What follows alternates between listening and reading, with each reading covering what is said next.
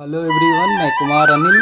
आप सबकी पुस्तक प्रारंभिक शिक्षा के नवीन प्रयास में मैं आप सब लोग को भारत के संविधान में दिए गए मौलिक अधिकारों की चर्चा में कर रहा था, जिसमें सबसे पहले मैंने समता का अधिकार, नंबर 2 धार्मिक स्वतंत्रता का अधिकार, नंबर 3 शोषण के विरुद्ध अधिकार, नंबर 4 धार्मिक स्वतंत्रता के अधिकार की चर्चा मैं आप लोगों को कर चुका हूं।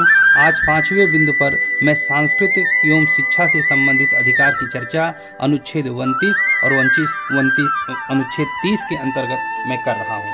अब देखिए, आपकी पुस्तक जो है, यह पुस्तक अनुच्छेद 29 के संदर्भ में कहती है कि भारत के सभी नागरिकों को अपनी भाषा, लिपि तथा संस्कृति की सुरक्षा एवं विकास करने का पूर्ण अधिकार होगा।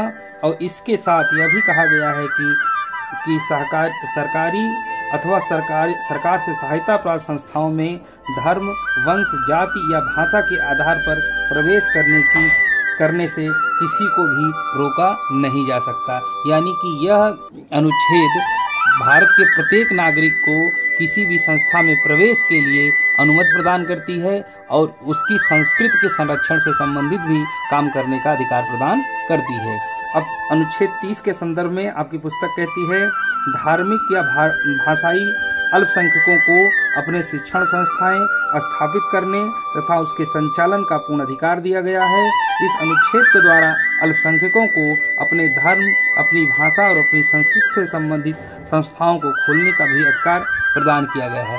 यानी कि अल्पसंख्यकों के संदर्भ में जो उनके विद्यालयों के अथवा उनके कल्चर कार्यक्रमों से संबंधित संस्थाएं हैं, उन संस्थाओं को यह अनुच्छेद सपोर्ट करता है और यह बताता है कि कोई भी अल्पसंख्यक समाज अपनी कला, संस्कृति, भाषा, विज्ञान को अनुच्छेद 30 के अंतर्गत शुरू कर सकता है, संचालित कर सकता है और इसे समाज के हित में काम करने का मौका मिलेगा। तो कुल मिलाकर आज मैंने 5वें नंबर के सांस्कृतिक एवं शैक्षणिक संबंधित अधिकार को बताया।